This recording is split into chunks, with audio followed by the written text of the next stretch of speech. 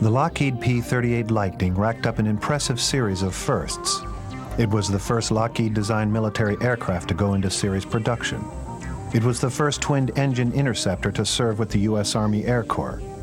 It was the first production fighter powered by the Allison V-1710 inline engine. It was the first modern fighter equipped with a tricycle landing gear. It was the first American plane to use butt-jointed flush riveted external surfaces. It was the first to make extensive use of stainless steel. It was the first fighter to use a bubble canopy right from the start. It was the first fighter with speeds over 400 miles per hour. It was the first U.S. twin-boom fighter to go into production. It was the first U.S. Army Air Force fighter to shoot down a German aircraft. It was the first U.S. Army Air Force fighter to carry out an escort mission to Berlin. It was the first U.S. Army Air Force plane to land in Japan after the country had surrendered. It was the heaviest U.S. single-seat fighter of World War II. It was the only American fighter in production at the time of Pearl Harbor to still be in production at the war's end, and it accounted for more Japanese aircraft destroyed in combat than any other U.S. fighter. Lockheed was invited along with Boeing, Consolidated, Curtiss, Douglas, and Vultee to take part in a U.S. Army Air Corps design competition, X-608, for a twin-engine high-altitude interceptor. The specification called for a maximum speed of at least 360 miles per hour at 20,000 feet and 290 miles per hour at sea level, an endurance at full throttle of 1 hour at 20,000 feet, and the ability to take off and land over a 50-foot obstacle within 2,200 feet.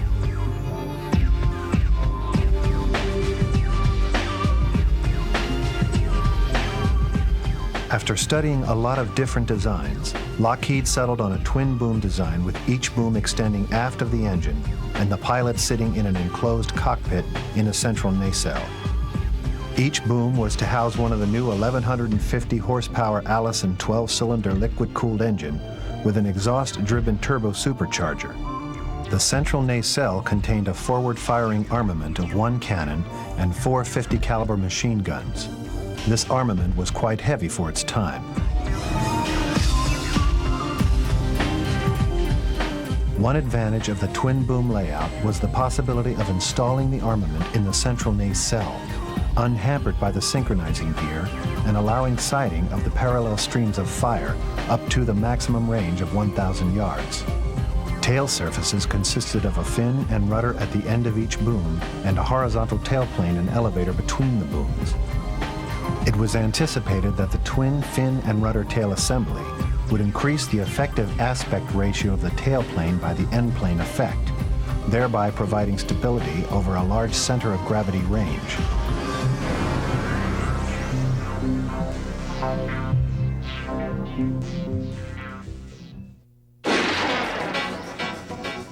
At 14,800 pounds, the XP-38 weighed more than a bombed-up Bristol Blenheim, at the time the standard British medium bomber. Fowler flaps were fitted between the ailerons and the booms, and between the booms beneath the trailing edge of the wing center section.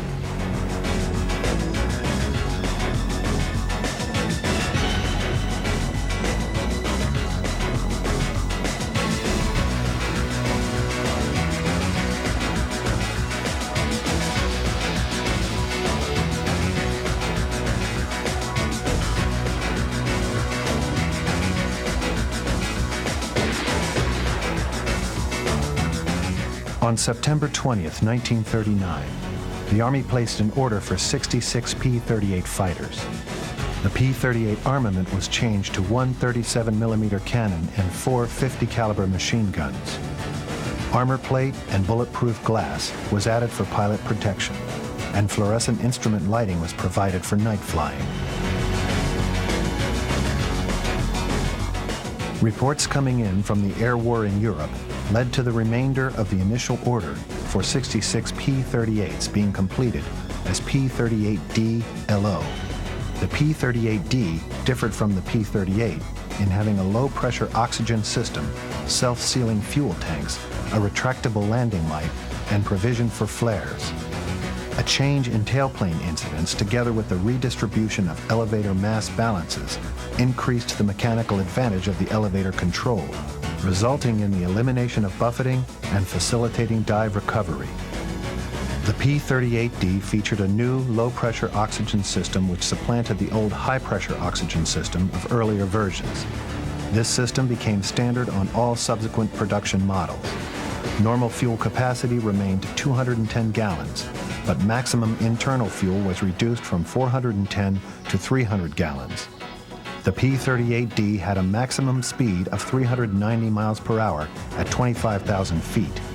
An altitude of 20,000 feet could be reached in 8 minutes. Service ceiling was 39,000 feet.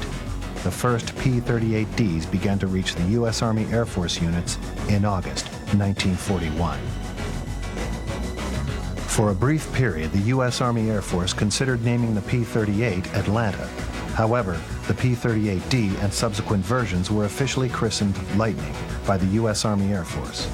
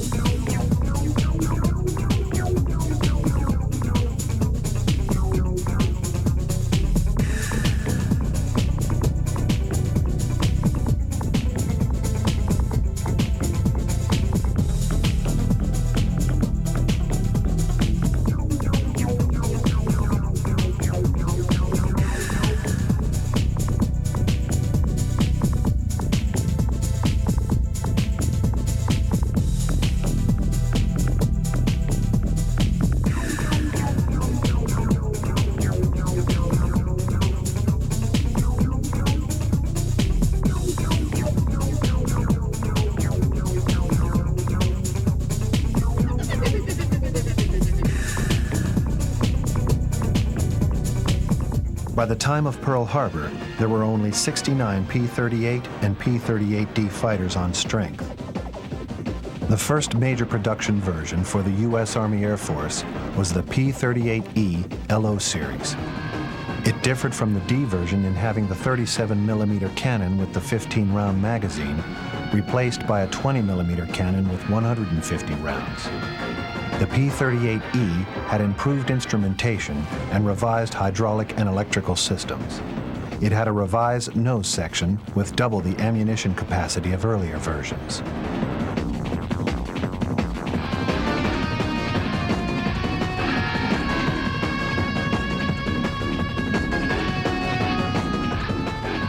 Early in its life, the P-38 earned a reputation as a pilot killer.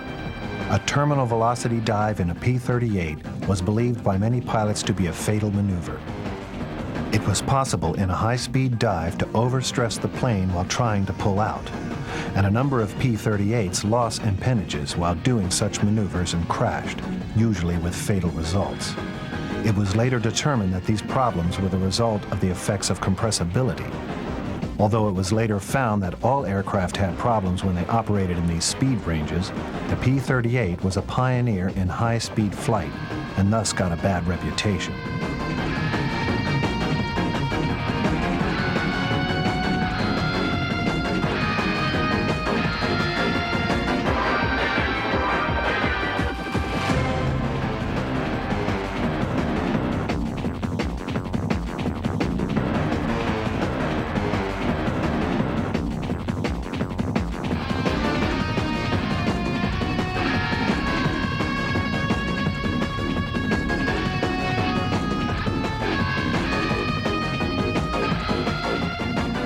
The P-38L was the final production version of the Lightning and was numerically the most important of all Lightning versions.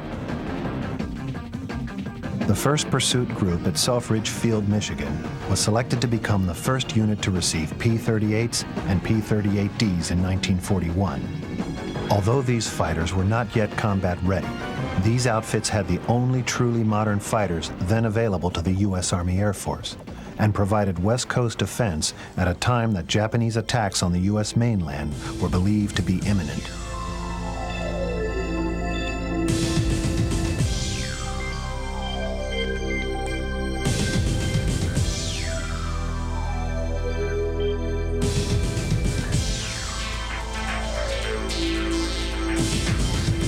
Even though the defense of the U.S. West Coast initially took priority, plans were made in the spring of 1942 to deploy Lightning squadrons to Britain. This deployment caused logistical problems, since the U-boat menace made shipping across the Atlantic quite risky. However, development by Lockheed of reliable drop tanks for the P-38F-1LO increased the ferry range from 1,300 to 2,200 miles.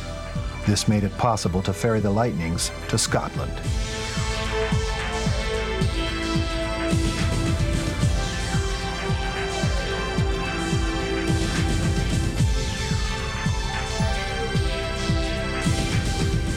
On August 14, 1942, a P-38F, flown by 2nd Lieutenant Elza Shaham, shared with a P-40C in the destruction of a Focke-Wulf to obtain the first victory over a Luftwaffe aircraft.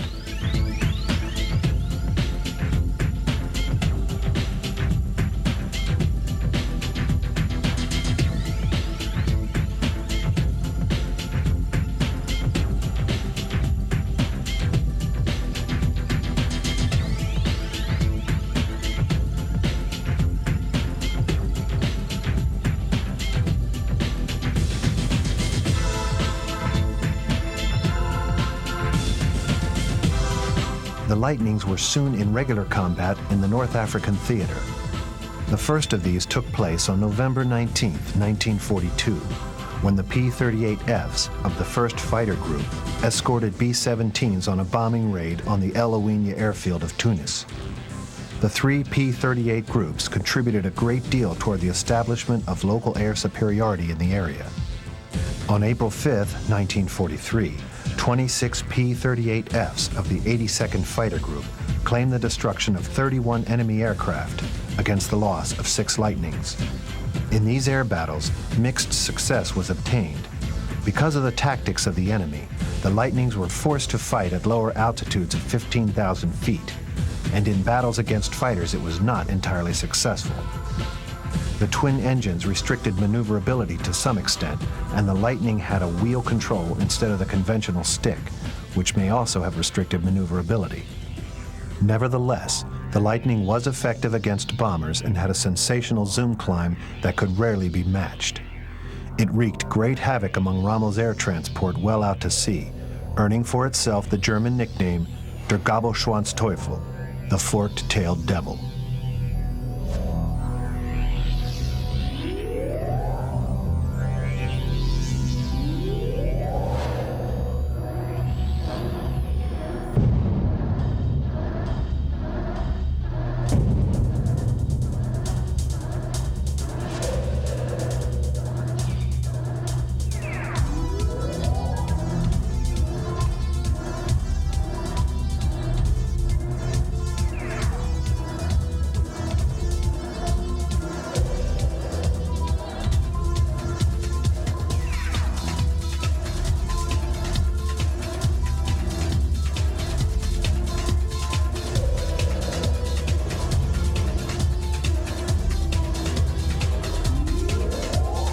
All Axis forces in the area surrendered on May 13, 1943, due in no small part to the contribution of the Lightning in cutting off Rommel's supply route.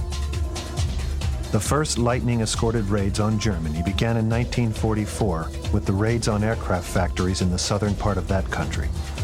In April 1944, the Lightnings escorted bombers in raids on the oil refineries at Ploiești in Romania. Bomb-carrying Lightnings also visited Ploesti on June 10, 1944, when 46 aircraft of the 82nd Fighter Group, each carrying 1,000-pound bombs, paid a visit to the Romano-Americana oil refinery under the protective escort of 48 P-38s of the 1st Fighter Group. On that raid, good bombing and strafing results were obtained, but in fighter actions against the Luftwaffe, 22 P-38s were lost against 23 enemy aircraft claimed destroyed.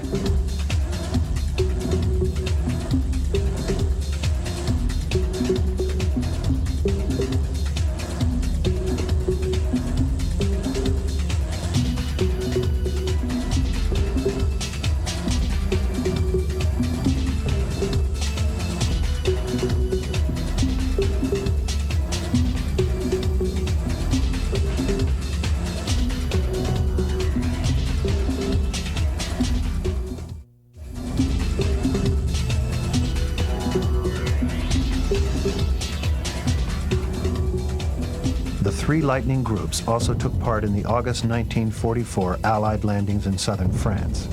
After that, they returned to providing fighter escort for bombers operating against strategic targets. By the end of the war, 28 of these Lightning pilots had made ace. The Lightnings played a major role in supporting the D-Day invasion of France in June of 1944. 2 months earlier, they had begun attacking German positions in Normandy in preparation for the landings. Once the troops had landed by air and sea, the P-38s provided close air support.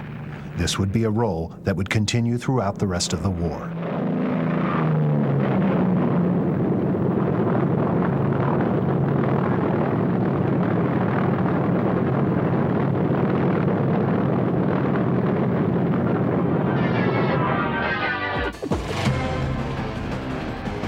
In air combat over Germany, the Lightning was generally outclassed by the more maneuverable FW-190 and the later marks of the Bf-109, especially at medium and low altitudes. However, the Lightning had a much faster top speed, a higher rate of climb and operational ceiling, and was much better armed. Once pilots had perfected fighting tactics which suited the Lightning's unique characteristics, they had better success. The usual tactics was for the P-38 to climb to a high altitude, then dive down on the enemy, attacking him with a burst of firepower, and then zoom back up out of harm's way. The later versions of the P-38 were equipped with maneuvering flaps, and when the pilots learned how to use these flaps properly, the P-38 could hold its own when maneuvering against German fighters, often being able to turn inside their FW-190 and Bf-109 opponents.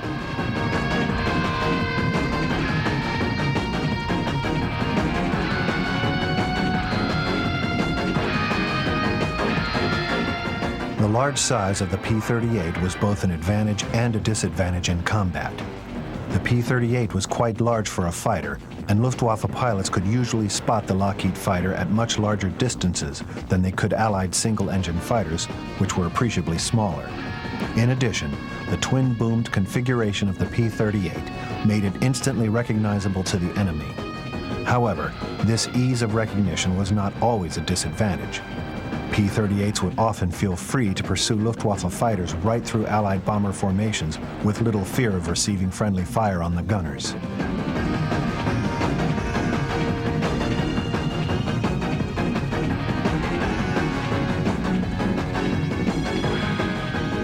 The Allison engines of the Lightnings proved to be somewhat temperamental, with engine failures actually causing more problems than enemy action. It is estimated that every Lightning in England changed its engines at least once. Nevertheless, the ability of the Lightning to return home on one engine was exceptional and saved the life of the pilot of many a wounded Lightning. Experienced pilots could handle the Lightning satisfactorily at high altitude, but too many of the 8th Air Force pilots did not have the training or experience to equip them for flying this temperamentally powered aircraft in combat.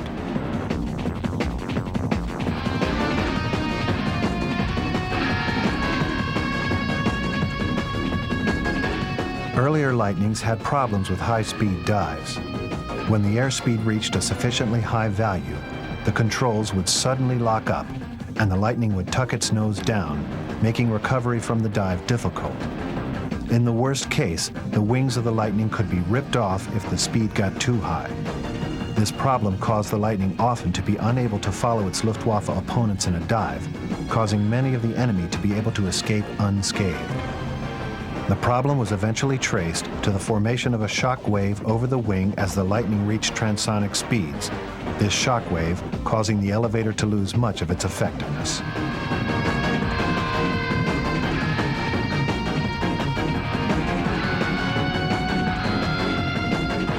The P-38J version of the Lightning cured many of the ills that had been suffered by the earlier versions of the Lockheed fighter, producing a truly world-class fighter which could mix it up with virtually any other fighter in the world.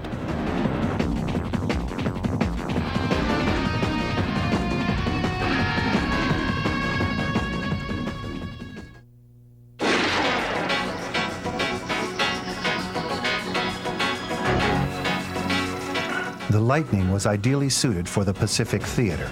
It possessed a performance markedly superior to that of its Japanese opponents.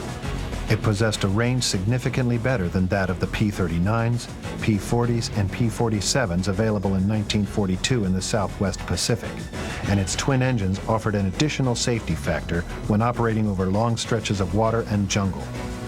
The Lightnings proved to be extremely rugged and could take a lot of battle damage and still keep flying. Missions lasting 9, 10, or even 12 hours became routine, and many wounded Lightnings were able to limp home on only one engine. The maneuverability of the Lightning was inferior to that of its nimble Japanese opponents, but by the use of appropriate tactics, for example, the avoidance of dogfighting at low altitudes and the use of fast diving attacks, enabled the P-38 squadrons in New Guinea and the Solomons to achieve impressive results. When compared with the Zero, the Lightning came off badly in terms of speed and maneuverability at medium and low altitudes, but had a far higher top speed, rate of climb, and operational ceiling, and was much better armed. When the P-38 tried to outturn a Zero at low altitudes, it usually ended up second best. However, when the unique attributes of the Lightning were used to best effect, the results were devastating. The best tactic was for the Lightnings to loiter at high altitudes and then dive down on the Zero formations in a blaze of concentrated firepower, using the Lightning's impressive climbing rate to zoom back out of harm's way. If this did not work, the wise Lightning pilot would then use his superior speed to make good his escape.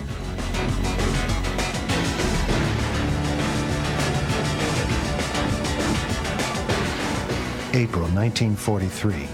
In one of the most important missions of the war in the Pacific, P-38 pilots ambushed the plane of Admiral Isoroku Yamamoto, the commander-in-chief of the combined fleet of the Japanese Navy. They reached their target on schedule just as Yamamoto's flight was coming in. In the ensuing battle, 2 bomber transports and at least 5 Japanese fighters were destroyed at the cost of 1 P-38. Captain Thomas Lanphier Jr. was credited with downing the aircraft in which Admiral Yamamoto had been flying.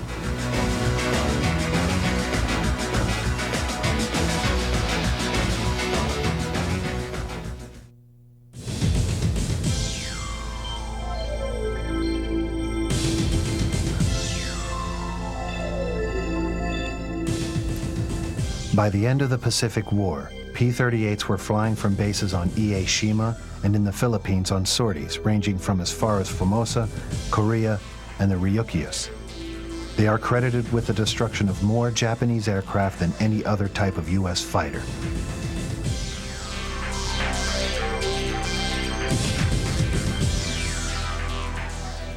On August 25, 1945, a pair of P-38s piloted by Colonel Clay Tice and his wingmen were the first American aircraft to land in Japan after the surrender on August 15th. They later claimed that this unauthorized landing was due to engine difficulties, a somewhat suspect explanation. Nevertheless, this was a fitting recognition for an aircraft which had contributed so much to victory.